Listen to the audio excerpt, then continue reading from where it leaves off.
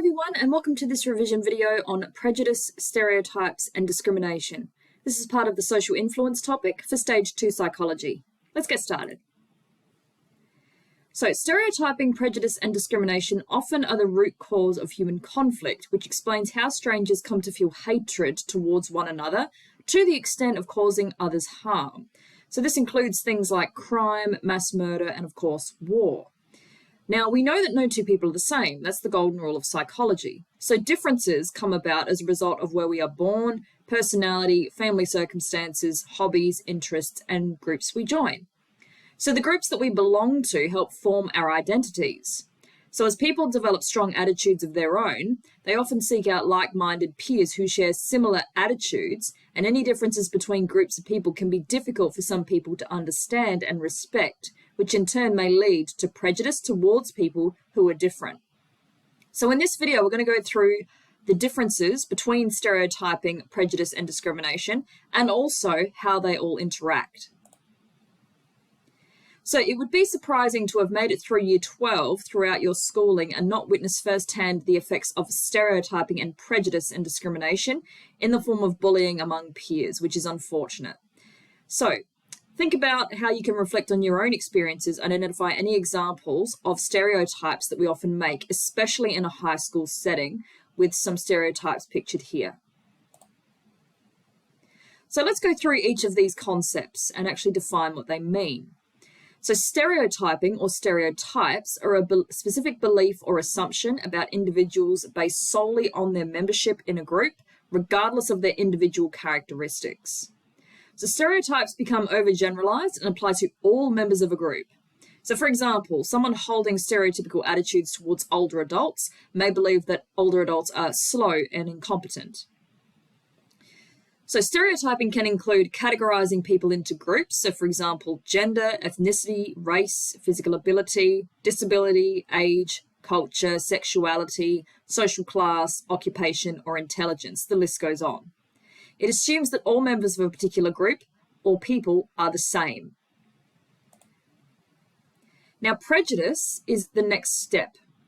So prejudice is a negative attitude. So that involves both cognitions and feelings towards an individual based solely on someone's membership in a particular social group.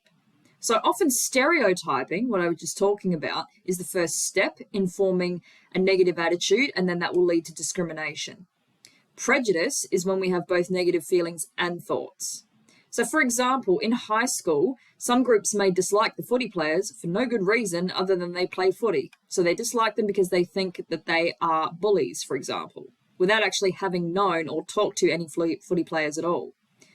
So prejudice can also be a result of positive emotions, such as favoring the music students by giving them additional time to complete an assignment. It's still prejudice towards other groups.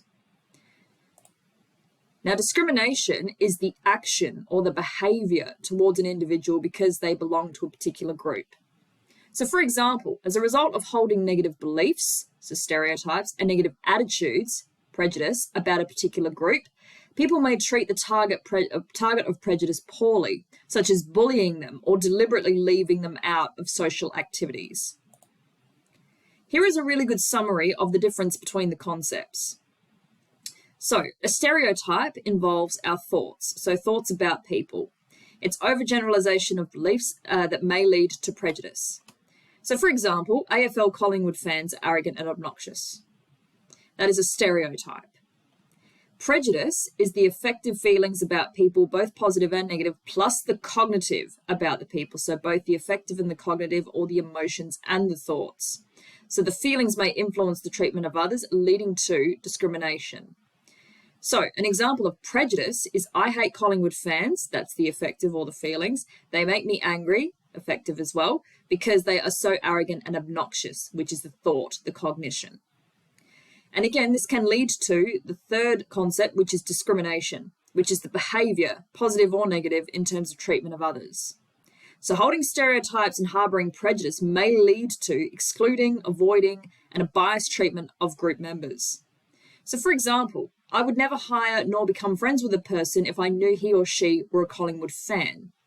So that is discrimination because it's the action, or lack thereof in this case, towards a certain group based solely on their membership of it. So why are people prejudiced? Well, there's a few theories as to why this is the case. Stereotypes play a role in shaping prejudice, as we've already talked about. As we know, stereotypes are often the first step in the three interrelated concepts mentioned previously. So prejudice, meaning prejudgment, is a judgment or attitude towards a group of people based on insufficient evidence or incorrect information about a group of people that doesn't take into account individual differences between the people in the group. So the reason why prejudice occurs is found in the psychology of human survival. This is one theory. The human brain can process 40 pieces of information per second, consciously, but can process 11 million pieces unconsciously. As with anything where people cut corners, mistakes are likely to occur. So the human brain likes to organize information into categories to make the world simpler to understand. Having said that, that then leads to prejudice because our brains will automatically make associations to make the world a simpler place. So it's not that people are doing this on purpose, it's the brain's way of organizing said information, whether exposed to it through TV, movies, the media, and so on, which of course can also be incorrect. Prejudice and stereotyping are two examples of the mistakes that result from trying to quickly categorize information about the people we meet. Another reason why people are prejudiced are unintentional biases. So these are automatic, unintentional, inbuilt attitudes that we use when we process information. So unintentional biases have implications in all sorts of scenarios. In the workplace, your sporting team, interactions with the general public, the list goes on.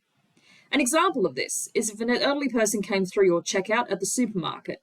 You might unconsciously or unintentionally think to yourself, well, this person won't be very good with technology, or this person probably won't be up to date with what is currently happening on social media. So different types of unintentional biases, including but not limited to confirmation bias, attribution bias, gender bias, and conformity bias, which we'll talk about later in another video.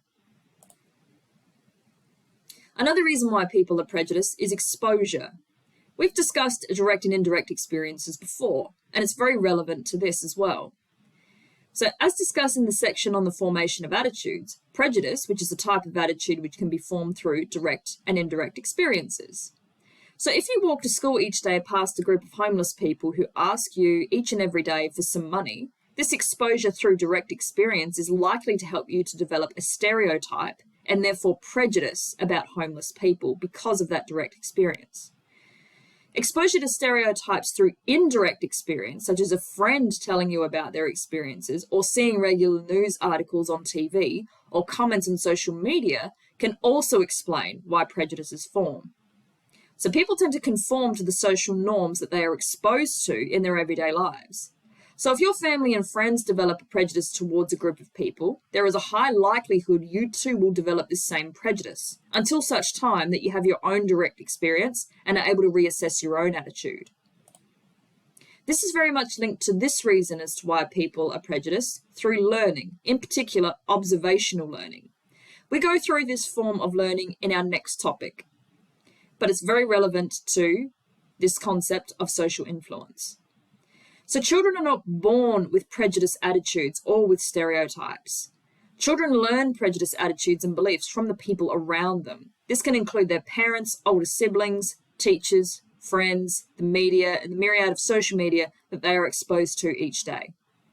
So social learning theory suggests that prejudice is learnt in the same way other attitudes and values are learnt. This can happen in a variety of ways. The first is association. So children may learn to associate a particular group with poverty, crime, violence, and other bad things through association.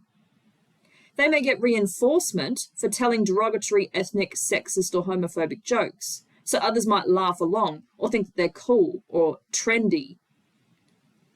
One of the main influences of prejudice in terms of the social learning theory are children may simply imitate their prejudices of their older family and popular friends.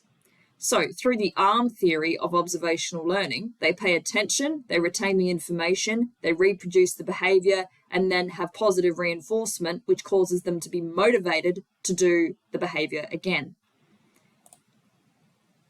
Now, the effects of prejudice can be quite negative and quite substantial. Social stigma is one of those effects. Social stigma is therefore the term used to explain the disapproval of or discrimination against a person based on a stereotype that they may associate with or be associated with. So members of stigmatized social groups often face prejudice that cause depression and low self-esteem.